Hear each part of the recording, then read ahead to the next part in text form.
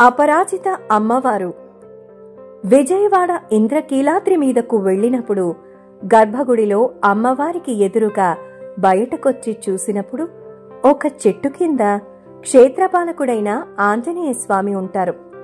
ఆ స్వామికి వెనకాల చిన్న అమ్మవారి విగ్రహం ఉంటుంది. ఈ అమ్మవారే అపరాజిత అమ్మవారు. చాలా శక్తివంతమైనటువంటి మూర్తి. మనం ఈరోజు ఆ అమ్మవారి గురించి తెలుసుకుందాం. జీవితంలో మనం ఎన్నో సాధించాలనుకుంటాం, కానీ మానవ ప్రయత్నం కొన్నిసార్లు విఫలమవుతూ ఉంటుంది. విధికి తలవంచాల్సినటువంటి పరిస్థితి ఏర్పడుతుంది. ఎంత కష్టపడినా సరే మనకు ఏదో దైవ సహాయం కావాలి, లేకపోతే ఏ కార్యం జరగదు అని అనిపిస్తూ ఉంటుంది. అలాంటి పరిస్థితుల్లో ఈ అపరాజితాదేవి అమ్మవారిని ప్రార్థిస్తే విజయం కలుగుతుంది. అపరాజిత తల్లి క్రమంగా అన్నీ అనుగ్రహిస్తుంది. ఈ తల్లి గురించి చండీ సప్తసతి వివరించింది. సప్తసతి మహాశక్తివంతమైనది.